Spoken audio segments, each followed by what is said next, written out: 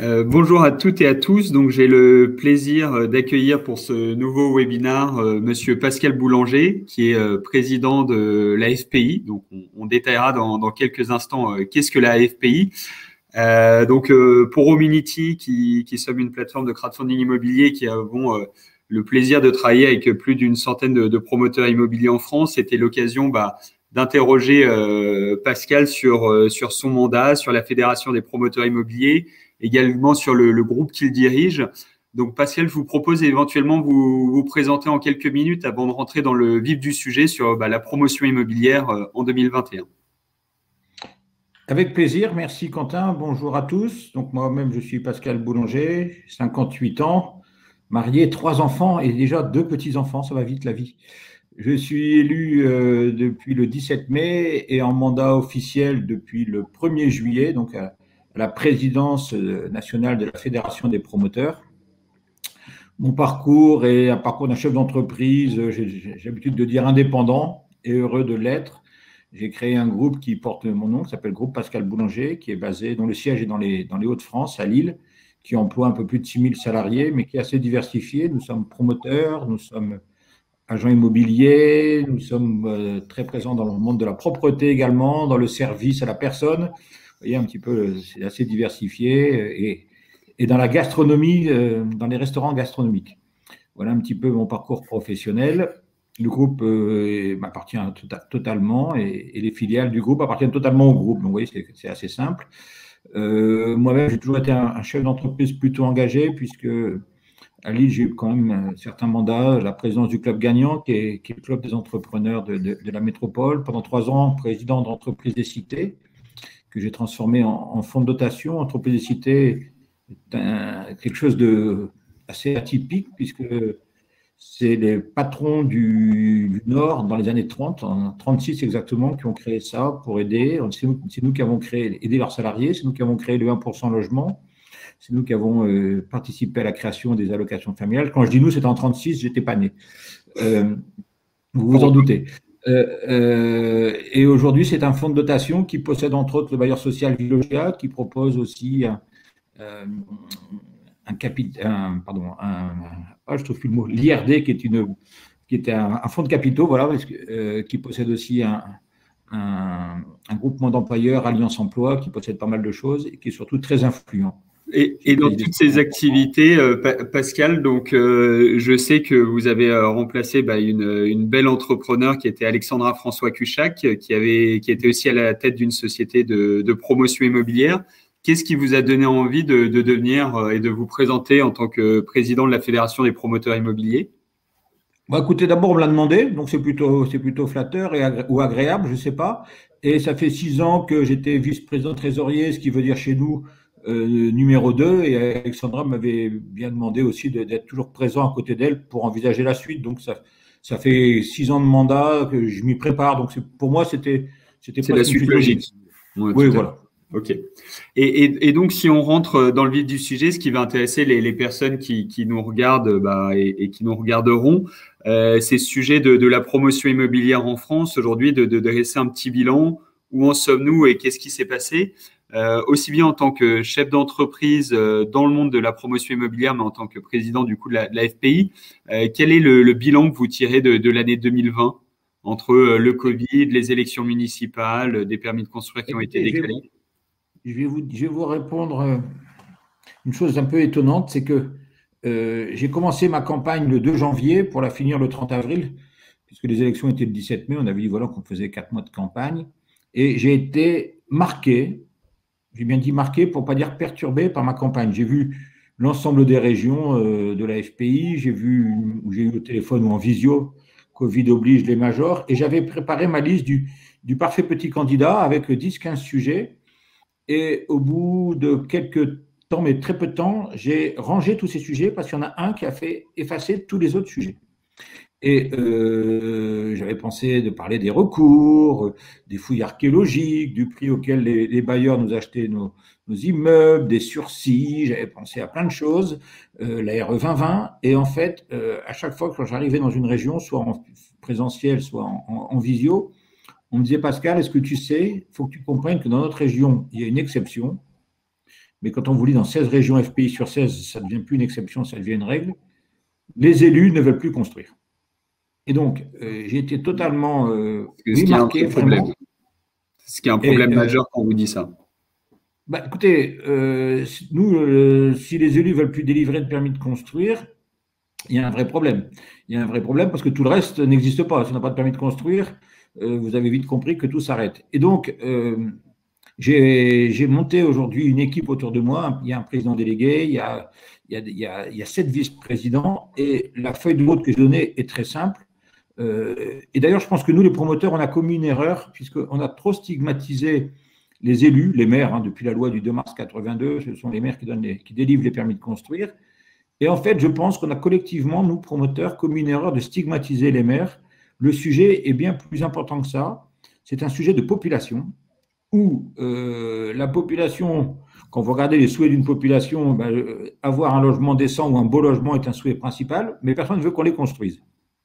Alors, si nous avions une population qui, en termes d'effectifs, deviendrait décroissante, cela pourrait éventuellement s'entendre, mais comme on a une population croissante et qu'il est de coutume de dire qu'il manque 1 million de logements en France, qu'il faut 500 000 logements par an pour rattraper sur 10 ans ce retard et qu'actuellement on n'est peut-être pas à 350 000, on a vraiment le droit de se poser la question sur la population.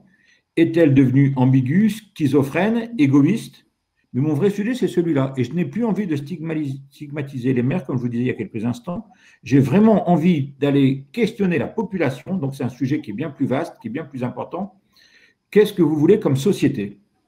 Et si vous me permettez quelques métaphores un peu amusantes, mais tout le monde veut que le SAMU arrive vite chez soi quand il a un problème de santé. Mais quand vous allez bien, vous êtes agacé par le bruit des ambulances. Tout le monde veut prendre l'avion pour aller d'un point A à un point B, mais personne ne veut les entendre ni atterrir, ni décoller, ni voler. Tout le monde veut prendre le TGV, personne ne veut l'entendre. Tout le monde veut l'autoroute et personne ne veut l'entendre, etc. Intéressant. C'est des images très concrètes, mais ce qui est très intéressant dans ce que vous dites, c'est que on pouvait penser peut-être qu'il y a 5, 10, 15 ans que c'était plutôt les maires qui avaient du mal à octroyer les permis de construire ou qui ne voulaient pas pour diverses raisons ou qui avaient des complications, et qu'aujourd'hui, c'est plus seulement les maires, entre guillemets, qui sont pas pointés du doigt, mais qui sont mis en avant, et c'est que la population doit faire un effort aussi afin d'accepter ces nouveaux permis de construire et qu'on puisse… C'est-à-dire que moi, j'ai envie de changer la vision de la FPI. La FPI, et je ne critique pas mes prédécesseurs, hein, ça fait 6 ans que je suis vice-président trésorier, j'étais avant président de région, je suis vraiment dans les instances et solidaire. Mais je pense qu'on a commis une erreur collective de stigmatiser le maire. Le maire, c'est qui un maire? C'est quelqu'un qui est élu pour un mandat.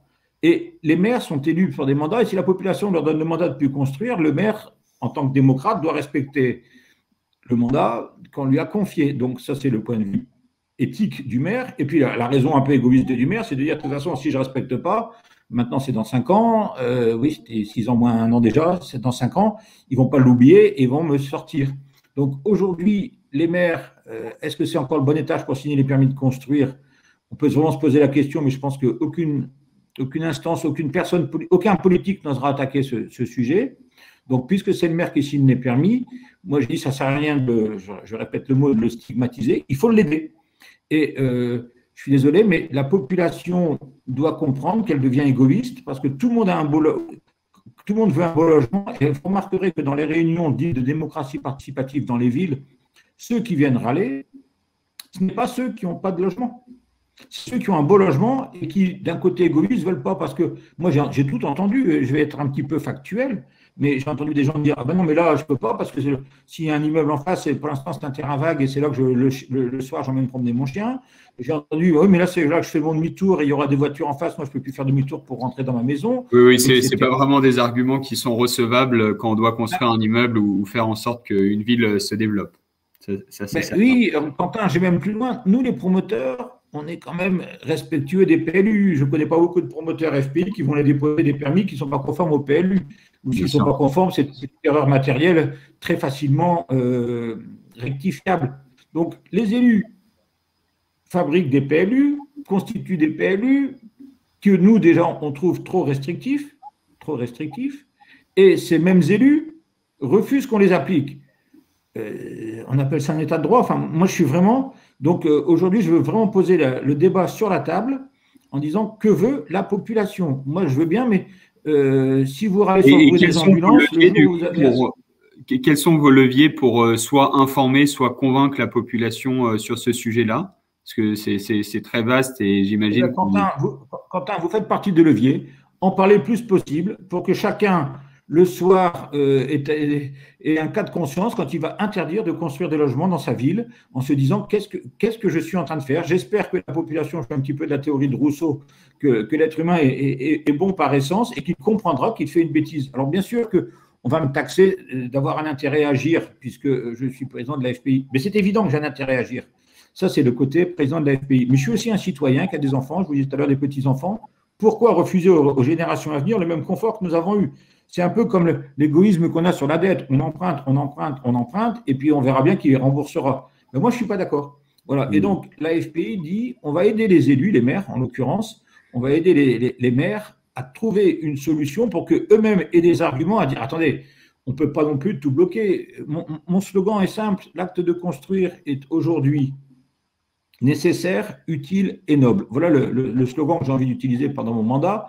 Nécessaire parce qu'il manque 1 million de logements, la population est croissante. Donc, il n'y a pas à réfléchir, il faut construire. Ou alors, on va retrouver des gens sous les ponts ou dans des bidonvilles. Et si on ne construit pas, vous savez, ça va faire flamber en plus le prix des logements. Hein. Quand il y a une demande et qu'il n'y a pas d'offre. On parlera de la demande et l'offre, mais c'est ça qui est… Je vous laisse à la fin l'explication de vos slogans qui est intéressante. Alors, donc, nécessaire, utile et noble. Nécessaire parce qu'il y a une population qui est croissante. Utile, c'est très simple. Un logement créé, c'est 2 emplois pendant la durée d'un chantier, environ 15 mois. Bon, des emplois non délocalisables. Quand on construit un chantier en France, on ne le construit pas ailleurs. Je rappelle aussi que ça rapporte 20% de TVA à l'État. Et noble pourquoi? Parce que j'ai remarqué ce que nous faisons grâce au concours des pyramides, notamment de la FPI. Mais aujourd'hui, vraiment, les constructions des promoteurs, notamment FPI, sont quand même des constructions soignées. On a un urbanisme soigné, donc on n'a plus des constructions boîte à chaussures des années 60. Oui, dans l'ensemble, ce sont des très, très belles réalisations et on a l'occasion d'en voir un certain nombre passé. C'est très qualitatif et de très bonnes… le deuxième, pardon, Quentin, et le deuxième argument de la noblesse de notre métier, c'est qu'en plus, très souvent, on détruit des passoires thermiques pour en faire des logements très peu énergivores, BVC, etc. Et on rentre même, nous, les promoteurs, dans le jeu de la RE 2020. Donc, on ne peut pas faire mieux. Donc, la population, entre guillemets, n'a pas d'excuses, si vous voulez. Et c'est ça mon sujet. C'est vraiment le sujet du mandat, pour l'instant. Vous pouvez compter sur nous et on fera en sorte de relayer votre message. Avant de parler de 2022 et des années à venir, si on vient sur 2020, donc suite à cette crise sanitaire, vous sentez qu'il y a une fragilité financière au niveau des promoteurs immobiliers ou l'année s'est pas si mal passée, les chantiers ont été arrêtés pendant quelques mois. Vous avez rencontré beaucoup de régions, beaucoup de promoteurs immobiliers. C'est quoi votre ressenti ou ce que vous avez pu constater? Pas d'effet particulier. Il y a eu une inquiétude. Ça s'est remis en route. Les chantiers ont perdu quelques mois. On a cru peut-être que certains acquéreurs pouvaient assigner les promoteurs pour des retards de livraison. Ça n'a pas été le cas, ça a été apprécié. Il y a eu cette notion de force majeure pendant un moment. J'ai envie de dire que ça a plutôt été bien géré, aussi bien par les pouvoirs publics, quels qu'ils soient, que par la population. Il n'y a pas eu de promoteurs vraiment en difficulté, du moins j'en ai pas à ma connaissance. Peut-être qu'il y en a qui ne le disent pas, mais moi j'en ai pas eu à ma connaissance. Le vrai sujet, ça a été que beaucoup de services administratifs ont été fermés dans les communes. Bien sûr. Et donc, pas de télétravail ou pas d'outils pour télétravailler. Donc, des permis déposés qui ne pouvaient pas être instruits. Donc, ça a été un sujet. Donc, on a perdu du temps. Mais hormis ça, ça s'est bien passé aussi avec les entreprises. À un moment, on a cru qui allait payer la casse, des chantiers qui devaient être surveillés, des locations de matériel qui étaient sur place non utilisées. Et puis, pour en finir, à l'époque, avec ma prédécesseuse Alexandra François-Luxac, on a plutôt dit que ce n'était pas des mesures de fédération et on a laissé plutôt chacun, comme dans le bon vieux temps, discuter avec ses partenaires et il n'y a pas eu de vrais soucis. Ça s'est réglé autour d'une table, je veux dire, d'un bureau, pour que chacun prenne une petite partie de la charge. Et pour en finir, je n'ai pas ma connaissance de vrais sujets. Okay. Et j'ai le sentiment aussi, bah effectivement, le premier confinement a été très particulier parce qu'on a eu des chantiers qui ont été à l'arrêt pendant quelques mois, mais ça n'a pas été le cas par la suite. J'ai le sentiment Non, que les opérateurs et les promoteurs sont vraiment organisés et que le deuxième, troisième confinement n'a rien eu à voir avec le premier. je suis d'accord avec vous, j'ai le même sentiment. Okay. Enfin, c'est plus un événement aujourd'hui. Vous parliez tout à l'heure de l'offre et la demande. C'est très particulier dans le monde de la promotion immobilière. Si on fait des analogies, le monde de l'automobile, typiquement, on pourrait produire beaucoup plus de voitures, mais on n'a pas forcément la demande en face et le nombre d'acquéreurs suffisant. L'immobilier, c'est une offre et une demande inversée. Est-ce que vous pourriez nous en dire un peu plus justement sur cette offre qui n'est pas à la hauteur de toute la demande dont on aurait besoin chaque année de nouveaux propriétaires, de personnes qui voudraient déménager, avoir plus grand, qui changent de vie, etc.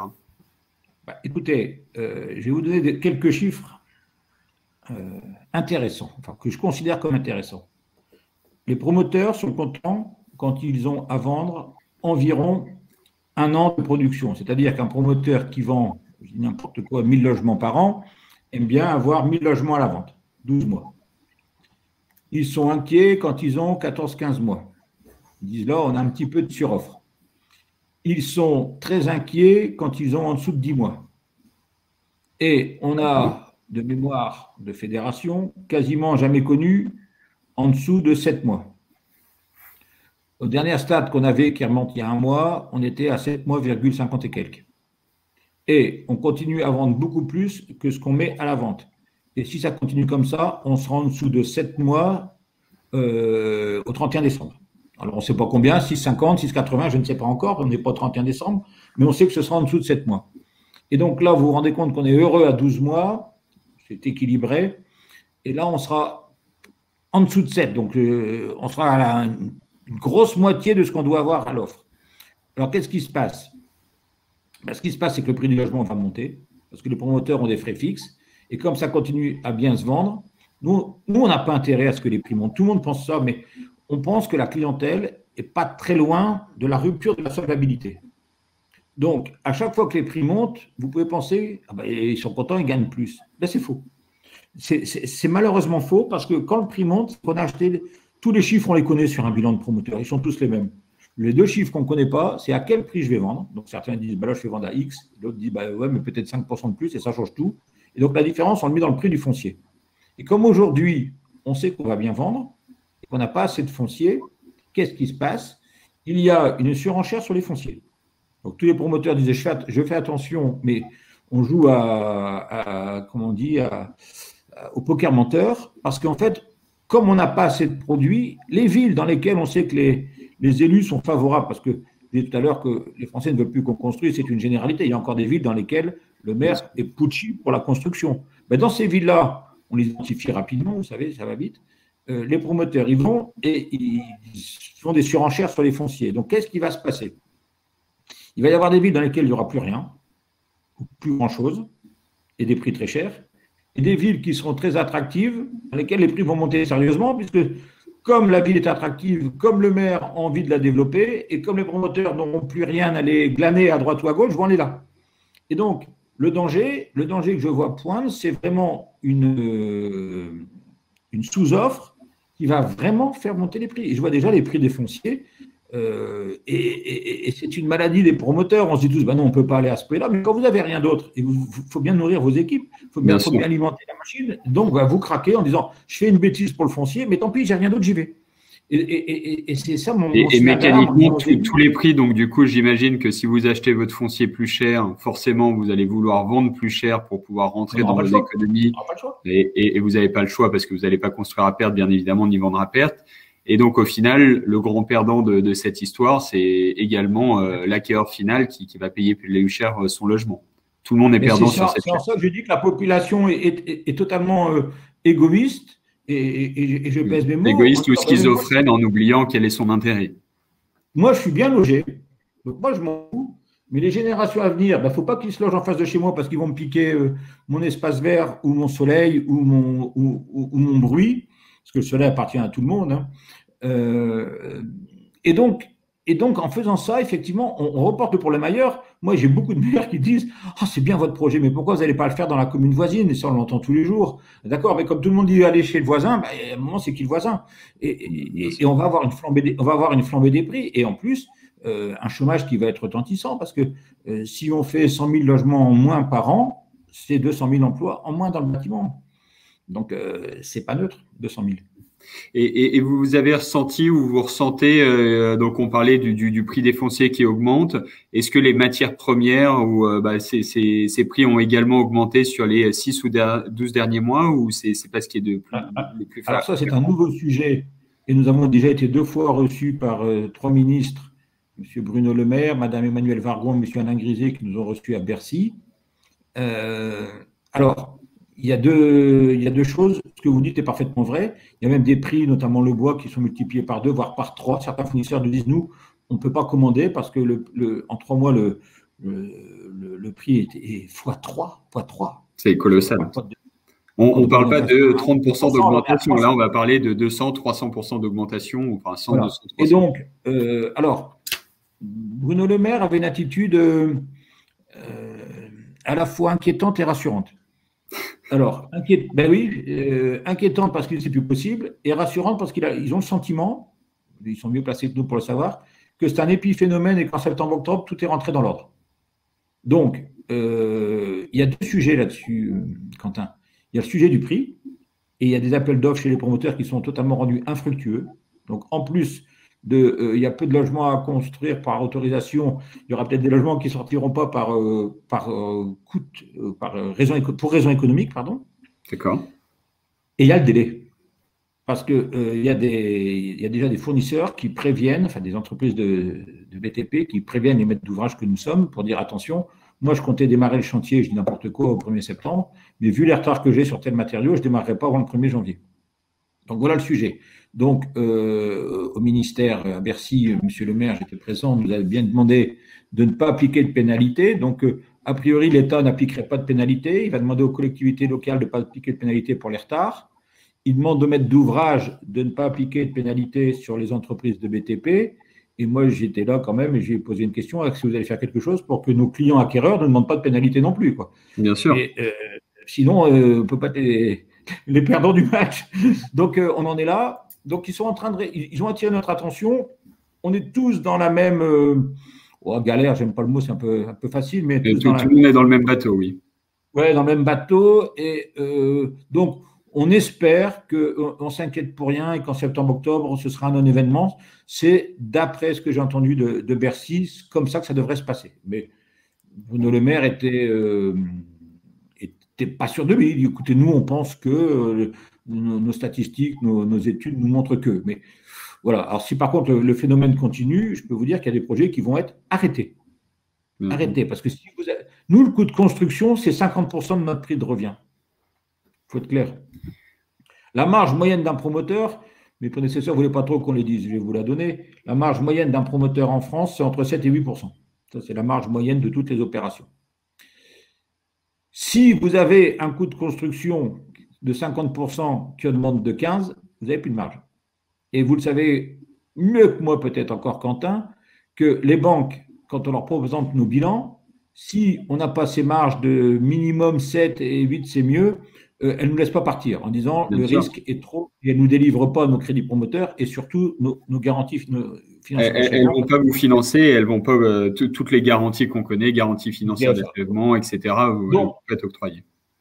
Donc nous, si le coût de construction augmente de 15%, c'est pas énorme 15% quand vous avez des matières premières qui multiplient par 300%. Mais nous, si ça augmente de 15% et qu'on a des marges moyennes de 7,5% et que le coût de construction c'est 50%, on a des marges zéro. Donc on sort pas de nos opérations. Donc pour l'instant, je préfère faire un petit peu la politique de l'autruche et croire que M. Le Maire a raison. Il sera fixé au mois d'octobre. Dans 2 mois, on n'en parle plus. Qu'est-ce que je serais content qu'il ait raison. Mais si jamais ce n'est pas un épiphénomène et que les prix restent là et les délais de livraison restent là, il va y avoir des promoteurs qui, sur certaines opérations, vont aller voir leurs acquéreurs, vont leur rendre leurs 5% de dépôt de garantie en disant « je ne sors pas l'opération ». Ça ne pourra pas être possible autrement. Donc, vrai sujet, pour l'instant, allez, on ferme les yeux, on fait la politique de l'autruche, on pense que c'est un épiphénomène qui s'arrêtera en septembre-octobre, sinon, en novembre, vous me verrez désespéré.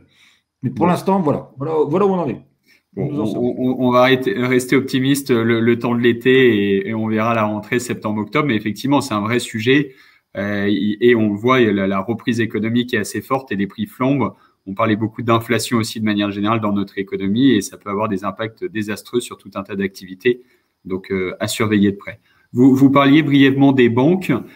Si on fait un petit tour des banques côté promoteur et acquéreur, on se posait beaucoup de questions. Est-ce que les taux allaient exploser? Est-ce que les particuliers allaient avoir du mal à s'endetter? Quel est votre regard là-dessus? Est-ce que ça a été compliqué pour eux de continuer à s'endetter pour pouvoir faire l'acquisition de leur résidence principale ou pas tant que ça? Pas tant que ça, pas tant que ça. Alors, les banques avec les promoteurs ont continué à jouer le jeu. Elles n'ont pas vraiment. Alors, en fait, vous me demandez une réponse générale sur un tas de sujets particuliers. Les banques, vous savez, nous, elles nous délivrent deux choses principalement, les crédits d'accompagnement, ce qu'on appelle les crédits promoteurs, et les garanties financières d'achèvement, sans lesquelles, vous le savez, mais je le dis pour nos Bien sûr, oui. S'il n'y a pas cette garantie, on ne peut pas passer les actes chez les notaires. On vend un état futur d'achèvement, mais en contrepartie, le promoteur doit être garanti par un organisme habilité, une banque en l'occurrence, ou quelquefois des sociétés mutuelles, pour garantir que si le promoteur disparaissait en cours de route pour X raison, la banque finirait à ses frais l'opération. C'est ça le GFA. Aujourd'hui, on se rend compte qu'elles ont… Alors nous, comment elles font? En fait, la subtilité de la banque, c'est dans la demande de fonds propres qu'elle demande, le pourcentage de fonds propres qu'elle demande à l'opérateur. Et quand elle ne croit pas trop au promoteur ou au projet, au site ou à la conjoncture, elle augmente le besoin de fonds propres. Alors, de fonds propres et de quotas de réservation. Donc, une banque qui commence à vous augmenter votre quota de fonds propres et vos quotas de réservation, c'est-à-dire on vous laisse démarrer, la coutume c'est 35-40%. Si la banque vous dit je vous laisse démarrer vos travaux quand vous avez vendu 60%, c'est qu'elle ne croit pas en votre projet et que de toute façon vous allez, un peu comme le chien qui court après sa queue, quand vous allez arriver à votre taux de réservation suffisant, ce sera tellement long que les premiers vont commencer à se désister. Donc voilà, aujourd'hui on ne remarque pas trop ça. On remarque qu'elles sont à peu près toujours dans les mêmes demandes de fonds propres et les mêmes demandes de taux de commercialisation. Ok. Voilà. On a quelques sujets, notamment sur l'interprétation du pourcentage d'endettement, où là, il y a un sujet que l'FPI est en train de traiter. Il n'est pas à ce jour, je pense, de mémoire, pas encore traité, mais on considère que l'endettement ne peut pas dépasser pour l'immobilier 30%, vous savez, 33%. On ne veut pas que les investissements dits locatifs soient dedans, parce qu'il y a un loyer qui rentre, etc. Donc, on veut que ce soit calculé à part de l'endettement classique. Au départ, c'est quelque chose qui va être traité et pour lequel je ne suis pas très inquiet, parce que l'évidence va l'emporter. Donc, aujourd'hui, pas un gros sujet de banque. On sent une petite tension, mais on n'a pas de gros sujets. Mais je vous rejoins tout à fait dans votre réponse et votre analyse. Nous, c'est également ce qu'on constate avec les différents opérateurs qu'on accompagne ou les banques qu'on a en relation, que ça soit aussi bien côté promoteur immobilier, donc vous qui allez construire et réaliser l'opération et l'immeuble, ou côté acquéreur, donc le particulier qui va devoir s'endetter. Il n'y a pas eu de grosses modifications, alors qu'il y avait beaucoup d'inquiétudes en 2020. On ne savait pas, et encore une fois, quand on regarde en arrière, mars 2020, l'incertitude était énorme. À court terme, les banques ont pu demander un peu plus de fonds propres, un peu plus de précommercialisation, mais on a le sentiment que de manière générale, c'est revenu dans l'ordre et tant mieux parce que c'est très important pour le secteur de pouvoir continuer à compter sur les banques pour accompagner le développement de ce secteur. Même analyse, effectivement, même analyse de notre part. Très intéressant. Si on pouvait faire, et ensuite je vous laisserai tranquille, on avait dit qu'on resterait une demi-heure ensemble, donc on a quasiment dépassé le temps. C'est une crise très différente qui s'est produite en 2020. Quelle différence voyez-vous par rapport à celle de 2008? Je pense que vous l'aviez vécu et vous avez forcément un souvenir de cette derrière, qui était une crise financière qui a dû avoir des impacts complètement différents à ceux dont on parle aujourd'hui, d'avoir un peu ce manque de permis de construire, ce manque de capacité à construire. 2008, comment vous qualifieriez cette crise et les différences par rapport à celle de 2020? Elle n'a strictement rien à voir. Aujourd'hui, ce n'est pas une crise du logement, c'est une crise de société. Vraiment. Vraiment. On est peut-être dans la décroissance. Aujourd'hui, est-ce que c'est bien d'avoir une voiture qui pollue? Aujourd'hui, est-ce que c'est bien de manger de la viande?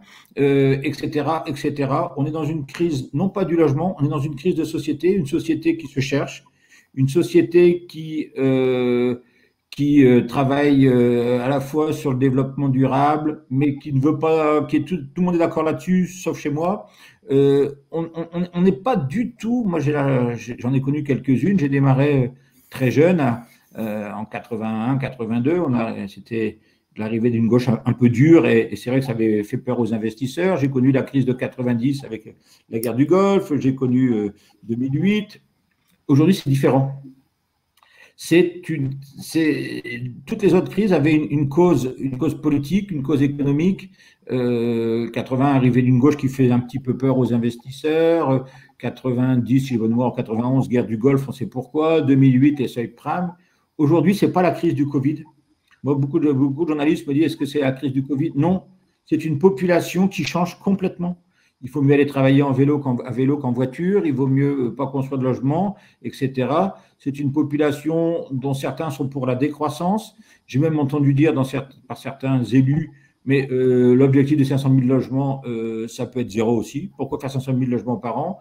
C'est une société qui se remet totalement en question surtout, avec des bonnes questions, aussi des fois des questions de pays d'enfants gâtés, quelquefois. Je suis désolé, mais il y a des vrais sujets qu'on ne traite pas et des fois on va chercher des sujets qui n'en sont pas. Donc ce n'est pas une crise du logement, ce n'est pas une crise économique, c'est une société qui change.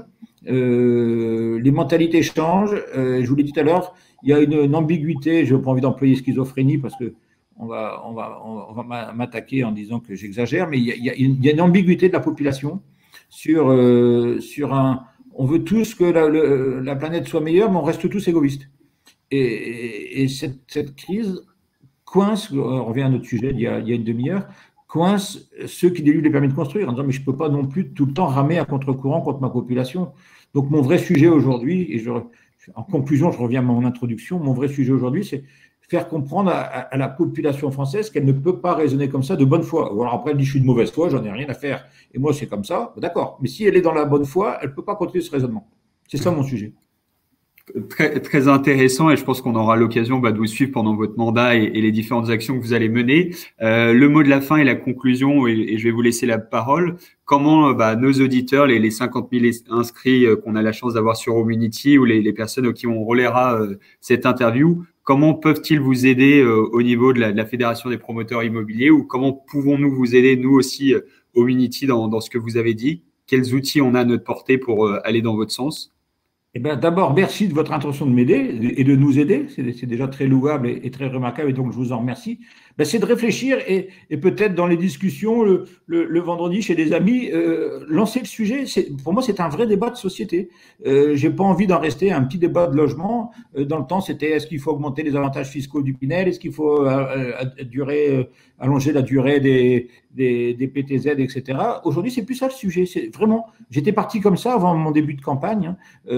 Aujourd'hui, c'est un vrai sujet de société. Est-ce que nous continuons à être égoïstes ou pas? Est-ce que continuons à ne pas vouloir que les générations qui arrivent n'aient pas le même confort de vie que nous, sous prétexte que nous, on n'a pas envie que ça construise devant chez nous? C'est un vrai problème de société et j'aimerais que vos 50 000 auditeurs que je salue portent la question. Et puis, je suis sur Twitter, je suis sur les réseaux sociaux, ils peuvent suivre un petit peu et puis m'apporter des commentaires, des idées. Et s'ils pensent que je me trompe et que je suis hors sujet, mais qu'ils me le disent aussi. Oui. Malheureusement, aujourd'hui, j'ai vraiment l'impression que c'est le sujet.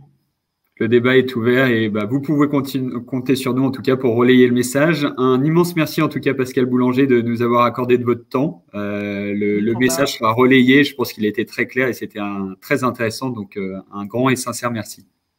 À bientôt. Bien à vous, à bientôt. Merci à tous. Au revoir. Au revoir.